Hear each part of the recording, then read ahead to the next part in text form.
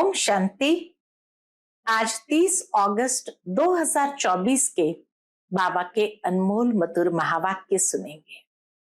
आज की मुरली में बाबा कहे, बाबा मीठे ते मीठा बाप भी है जो हमें आधा कल्प का सुख का वर्षा देते हैं, सुख धाम में ले चलते हैं और हमारे दुख हरने वाले हैं। फिर वही बाबा मीठे ते मीठा शिक्षक भी है जो मीठी मीठी शिक्षाएं देते हैं, रचना और रचता का राज समझाते हैं, सृष्टि चक्र के आदि मध्य अंत का ज्ञान देते हैं। और बाबा कहे वही मीठे ते मीठा सतगुरु भी है जो हमें साथ में घर ले चलते हैं। तो ऐसे मीठे बाबा को बहुत प्यार से याद करना है। बाबा कहे, बाबा इस बेहद के ड्रामा को देखते हुए कभी बच्चों से नाराज नहीं होते या कभी बाबा को चिंता नहीं होती। इस बात को लेकर के तो बाबा जब देखते हैं कि कोई बच्चा बहुत अच्छा खुशबूदार फूल है, गुणवान है, या कोई बच्चा जिसमें जरा भी खुशबू नहीं है, तो बाबा को चिंता नहीं होती। साथ ही जब बाबा देखते हैं कि कोई बच्चे की अवस्था बहुत अच्छी है और कोई बच्चे बार बार माया के तूफान से हार खा रहे हैं, तो बाबा कहे, बाबा समझते हैं सतयुग की राजधानी स्थापन हो रही है तो वैरायटी तो होंगे ही। इसलिए बाबा को कभी देखते हुए भी चिंता नहीं होती। लेकिन फिर भी बाबा श्रीमत जरूर देते कि बच्चे माया से डरो नहीं, हार नहीं खाओ और प्यार से जितना हो सके बाप को याद करते जाओ। तो सुनते हैं आज के बाबा के अनमोल मधुर महावाक्य। ओम शांति। मीठे बच्चे, तुम्हें खुशी होनी चाहिए कि दुख हरने वाला बाबा हमें सुख धाम में ले जाने आया है। हम स्वर्ग के परिजादा बनने वाले हैं। आज की मुरली से प्रश्न है, बच्चों की किस स्थिति को देखते हुए बाप को चिंता नहीं होती, क्यों? उत्तर है, कोई कोई बच्चे फर्स्ट क्लास खुशबूदार फूल है और कोई में जरा भी खुशबू नहीं है। कोई की अवस्था बहुत अच्छी रहती, कोई माया के तूफानों से हार खा लेते हैं। ये सब देखते हुए भी बाप को चिंता नहीं होती, क्योंकि बाप जानते हैं ये सतयुग की राजधानी स्थापन हो रही है। फिर भी बाप शिक्षा देते हैं, बच्चे जितना हो सके याद में रहो, माया के तूफानों से डरो नहीं। ओम शांति। मीठे ते मीठा बेहद का बाप मीठे मीठे बच्चों को बैठ समझाते हैं। यह तो समझते हो ना, बहुत मीठा मीठा बाप है। फिर शिक्षा देने वाला टीचर भी बहुत बहुत मीठा है। यहां तुम जब बैठते हो तो ये याद होना चाहिए, बहुत मीठा मीठा बाबा है, उनसे स्वर्ग का वर्षा मिलना है। यहां तो वैशाली में बैठे हो, कितना मीठा बाप है, वह खुशी दिल में होनी चाहिए। बाप हमको आधा कल्प सुख धाम में ले जाने वाला है, दुख हरने वाला है। एक तो ऐसा बाबा है जो सुखधाम में आधा कल्प के लिए ले जाएंगे, दुख हरने वाला है। फिर बाबा टीचर भी बनते हैं, हमको सारे सृष्टि चक्र का राज समझाते हैं जो और कोई नहीं समझा सकते। ये चक्र कैसे फिरता है, 84 जन्म कैसे पास होते हैं, ये सारा चपटी में समझाते हैं। बाबा ये सारा बच्चों को चपटी में समझाते हैं। फिर साथ में भी ले जाएंगे, सतगुरु बन साथ में भी ले जाएंगे। यहाँ तो रहना नहीं है, सभी आत्माओं को साथ ले जाएंगे। बाकी थोड़े रोज है। धैर्य देते बाबा बच्चों को, बस अभी थोड़े रोज है। कहा जाता है बहुत गई थोड़ी रही, थोड़ी की भी थोड़ी बची है। बाकी थोड़ा समय है, इसलिए जल्दी जल्दी मुझे याद करो, तो तुम्हारे जन्म जन्मांतर के पापों का बोझा जो जमा है वह खलास हो। बल माया की युद्ध चलती है, तुम मुझे याद करेंगे, वह याद करने से हटाएगी। माया याद करने से हटाएगी, यह भी बाबा बता देते हैं। इसलिए कभी विचार नहीं करना। कितने भी संकल्प विकल्प तूफान आए, सारी रात संकल्पों में नींद फिट जाए, तो भी डरना नहीं है, बहादुर रहना है। कितना बाबा बच्चों को जैसे सशक्त करते हैं और मोटिवेट करते हैं। बहादुर रहना है। बाबा कह देते हैं ये आएंगे जरूर, स्वप्न भी आएंगे, इन सब बातों में डरना नहीं है। युद्ध का मैदान है ना, ये सब विनाश हो जाने हैं। तुम युद्ध करते हो माया को जीतने के लिए। बाकी इसमें कोई श्वास आदि बंद नहीं करना है। ये नहीं कि श्वास रोक के बैठ जाना है। आत्मा जब शरीर में होती है तो श्वास चलता है, इसमें श्वास आदि बंद करने की भी कोशिश नहीं करनी है। हठयोगी की तरह श्वास आदि बंद करने की कोशिश नहीं करनी है। हठयोग आदि में कितनी तकलीफ करते हैं, बाबा को अनुभव है। ब्रह्मा बाबा को अनुभव है। थोड़ा थोड़ा सीखते थे, परंतु फुर्सत भी हो ना। जैसे आजकल तुमको कहते हैं ज्ञान तो अच्छा है, परंतु फुर्सत कहाँ है। इतने कारखाने हैं, यह है। तुमको बाप कहते हैं मीठे मीठे बच्चों, एक तो बाप को याद करो और चक्र याद करो, बस। क्या ये डिफिकल्ट है, पूछते बाबा, क्या ये डिफिकल्ट है। सतयुग त्रेता में इन्हों का राज्य था, लक्ष्मी नारायण का चित्र दिखाते हुए। फिर इस्लामी बौद्धि आदि की वृद्धि होती गई। वह अपने धर्म को भूल गए, अपने को देवी देवता कह न सके, क्योंकि अपवित्र बन पड़े। देवताएं तो पवित्र थे। ड्रामा के प्लान अनुसार फिर वह हिंदू कहलाने लग पड़ते हैं। वास्तव में हिंदू धर्म तो है नहीं। हिंदुस्तान तो नाम बाद में पड़ा है, असली नाम भारत है। कहते हैं भारत माताओं की जय। हिंदुस्तान की माताएं थोड़ी कहते हैं। भारत में ही इन देवताओं का राज्य था, भारत की ही महिमा करते हैं। तो बाप बच्चों को सिखला रहे हैं बाप को कैसे याद करना है। बाप आए ही है घर ले चलने के लिए। किसको किसको घर ले चलने के लिए आए, आत्माओं को। तुम जितना बाप को याद करते हो उतना तुम पवित्र बनते हो। पवित्र बनते जाएंगे तो फिर सजा भी नहीं खाएंगे। अगर सजाएं खाए तो पद कम हो जाएगा। इसलिए जितना याद करेंगे उतना विकर्म विनाश होते रहेंगे। बहुत बच्चे हैं जो याद कर नहीं सकते, तंग होकर छोड़ देते हैं, युद्ध करते नहीं है। ऐसे भी है, बाबा के ऐसे भी बच्चे हैं। समझा जाता है राजधानी स्थापन होनी है, नापास भी बहुत होंगे, गरीब प्रजा भी चाहिए ना। बल वहां दुख नहीं होता है, परंतु गरीब और शाहूकार तो हर हालत में होंगे। यह है कलयुग। यहाँ शाहूकार व गरीब दोनों दुख भोगते हैं, वहां दोनों सुखी रहते हैं। परंतु गरीब शाहूकार की भासना तो रहेगी, दुख का नाम नहीं होगा। बाकी नंबरवार तो होते ही है। कोई रोग नहीं, आयु भी बड़ी होती है, इस दुख धाम को भूल जाते हैं।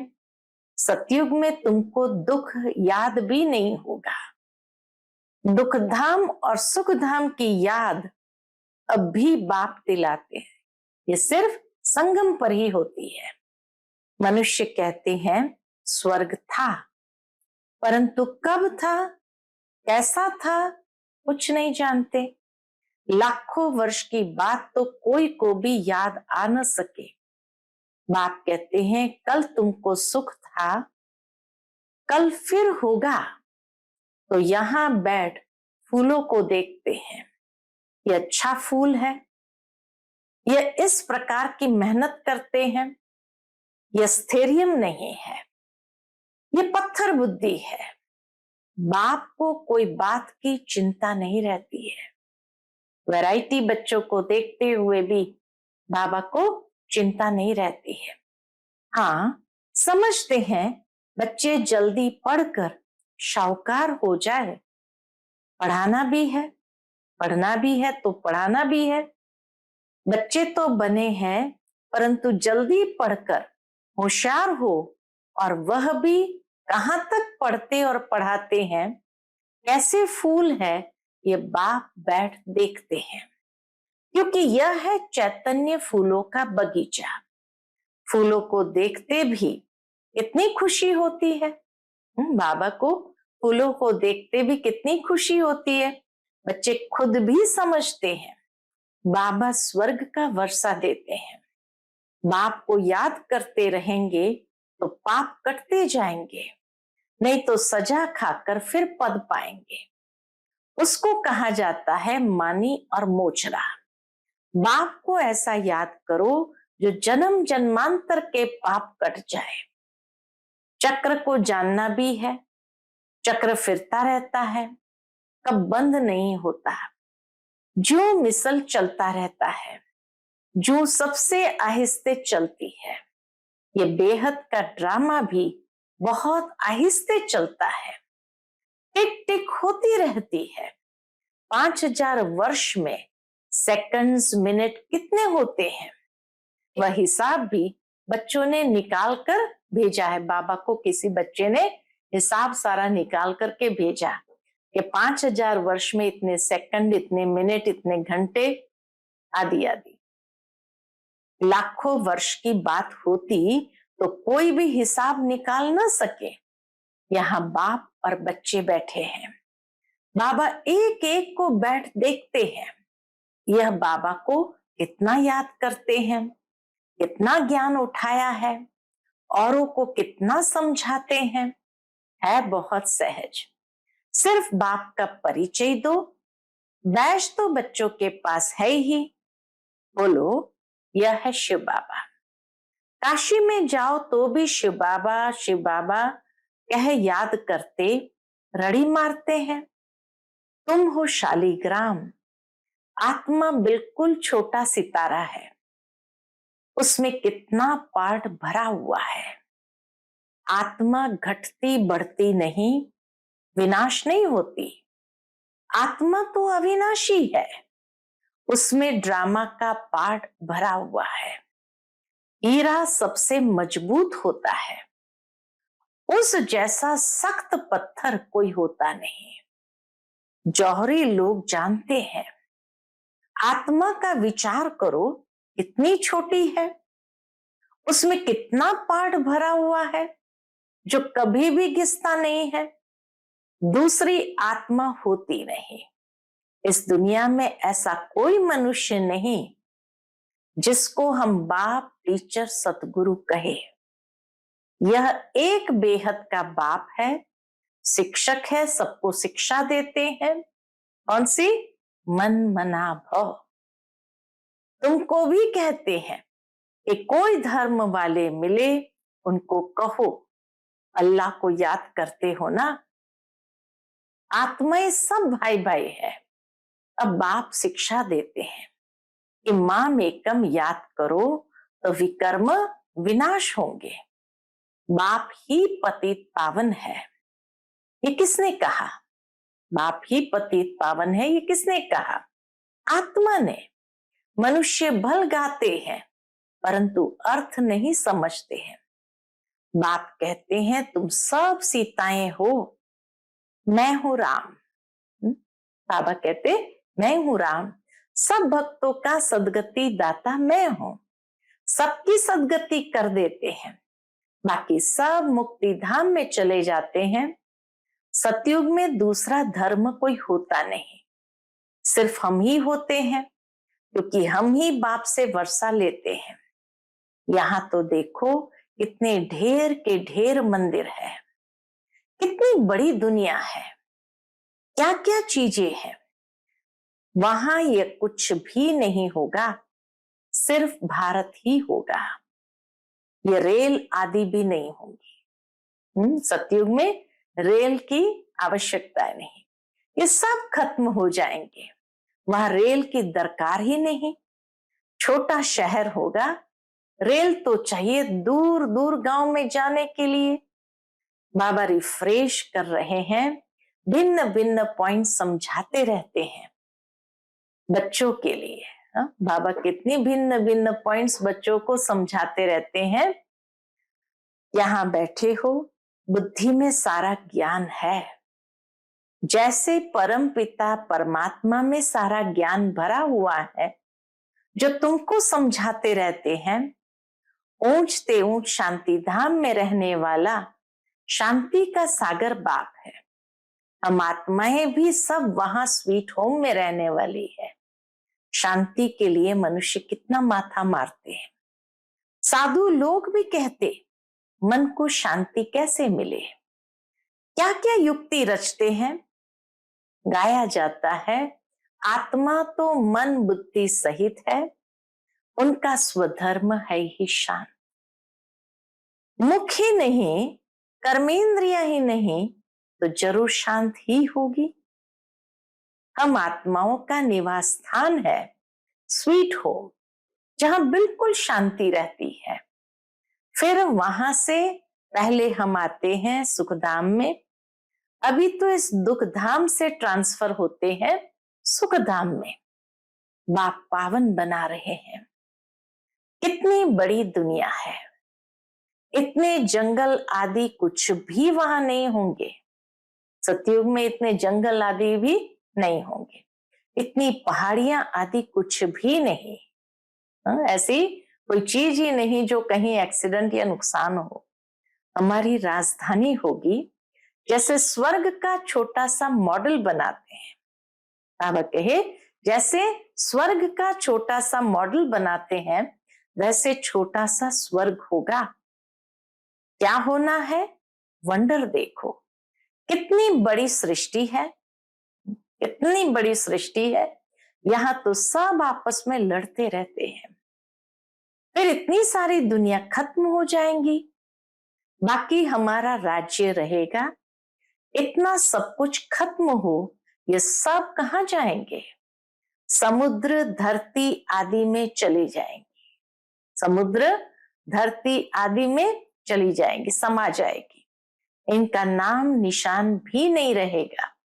समुद्र में जो चीज जाती है वो अंदर ही खत्म हो जाती है। सागर हप कर लेता है, तत्व तत्व में, मिट्टी मिट्टी में मिल जाती है। फिर दुनिया ही सतो प्रधान होती है। उस समय कहा जाता है नई सतो प्रधान प्रकृति। तुम्हारी वहां नेचुरल ब्यूटी रहती है, लिपस्टिक आदि कुछ भी नहीं लगाते देवताएं, ये कोई भी बाह्य श्रृंगार की चीजें नहीं लगाते। तो तुम बच्चों को खुश होना चाहिए, तुम स्वर्ग के परिजाते बनते हो। ज्ञान स्नान नहीं करेंगे तो तुम देवता बनेंगे नहीं, और कोई उपाय है नहीं। बाप तो है सदा खूबसूरत, तुम आत्माएं सांवरी बन गई हो।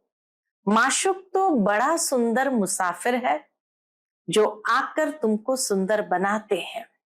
बाप कहते मैंने इसमें प्रवेश किया है, मैं तो कभी सांवरा नहीं बनता हूं, तुम सांवरे से सुंदर बनते हो। सदा सुंदर तो एक ही मुसाफिर है, ये बाबा सांवरा है और सुंदर बनते हैं। ये बाबा ही सांवरा और सुंदर बनते हैं। तुम सबको सुंदर बनाकर क्या करेंगे? साथ में ले जाते हैं। तुम बच्चों को सुंदर बन, फिर और सबको सुंदर बनाना है। बाप तो श्याम सुंदर बनते नहीं, शिव बाबा श्याम सुंदर बनते नहीं। गीता में भूल कर दी है, जो बाप के बदले से कृष्ण का नाम डाल दिया है। इसको ही कहा जाता है एकज भूल। सारे विश्व को सुंदर बनाने वाला शिव बाबा, उनके बदले जो स्वर्ग का पहला नंबर सुंदर बनता है, उनका नाम डाल दिया है। यह कोई समझते थोड़ी है भारत फिर सुंदर बनने का है। वह तो समझते हैं 40,000 वर्ष बाद स्वर्ग बनेगा, और तुम बताते हो सारा कल्प ही 5,000 वर्ष का है। तो बाप आत्माओं से बात करते हैं, कहते हैं मैं आधा कल्प का माशुक हूं, तुम मुझे पुकारते आए हो। हे पतित पावन आओ, आकर हम आत्माओं आशिकों को पावन बनाओ। तो उनकी मत पर चलना चाहिए ना, मेहनत करनी चाहिए। बाबा ऐसे नहीं कहते कि तुम धंधा आदि नहीं करो, नहीं, वह सब कुछ करना है। गृहस्थ व्यवहार में रहते, बाल बच्चों आदि को संभालते, सिर्फ अपने को आत्मा समझ मुझे याद करो, क्योंकि मैं पतित पावन हूं। बच्चों की संभाल भल करो, बाकी अभी और बच्चे पैदा नहीं करो। जो है उसकी संभाल करो, पैदा नहीं करो, नहीं तो वो याद आते रहेंगे। इन सबके होते हुए भी इनको भूल जाना है। जो कुछ तुम देखते हो ये सब खत्म हो जाने वाला है। शरीर खत्म हो जाएगा, बाप की याद से आत्मा पवित्र बन जाएगी, तो फिर शरीर भी नया मिलेगा। यह है बेहद का सन्यास। बाप नया घर बनाते हैं तो फिर पुराने घर से दिल हट जाती है। स्वर्ग में क्या नहीं होगा, अपार सुख है। स्वर्ग तो यहां होता है। दिलवाड़ा मंदिर भी पूरा यादगार है। नीचे तपस्या कर रहे हैं, फिर स्वर्ग कहां दिखावे, वह फिर छत में रख दिया है। दिलवाड़ा मंदिर में स्वर्ग छत में रख दिया है। नीचे राजयोग की तपस्या कर रहे हैं, ऊपर राज्य पद खड़ा है। इतना अच्छा मंदिर है, बाबा कहे इतना अच्छा मंदिर है।